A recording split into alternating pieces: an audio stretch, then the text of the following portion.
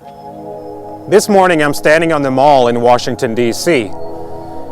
As you may know, the Mall in Washington, D.C. is full of monuments and statues and art full of significant people and events in American history.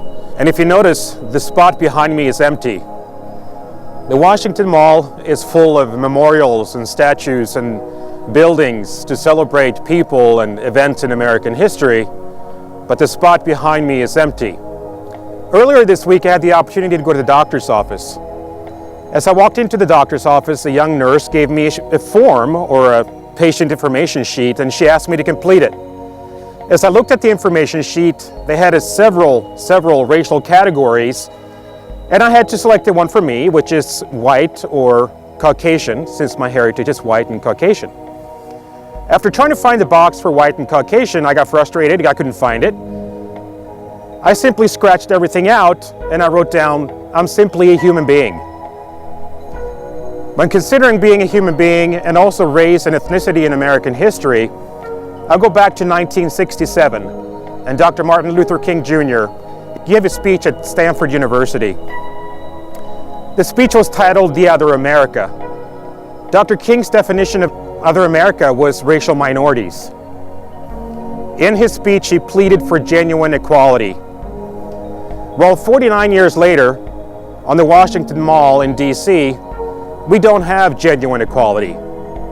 We don't. But what can we do to achieve it? I have hope that we can achieve it. And one of the steps, I believe, and I encourage anyone of white heritage or Caucasian heritage to simply look into the issues facing racial minorities in the United States. I'm not asking anyone to join a group. I'm not asking anyone to become an activist, but simply become aware. For example, in the African American community, there are organizations such as the NAACP, Rainbow Push Coalition, or the National Action Network. Going back to the empty space behind me, maybe one day we can have a building or a structure or a piece of art or memorial representing genuine equality. Now, genuine equality cannot be represented in a structure or a building. It's how we live our lives. It's how we accept others. It's understanding. But I do encourage anyone of white or Caucasian heritage, simply become aware.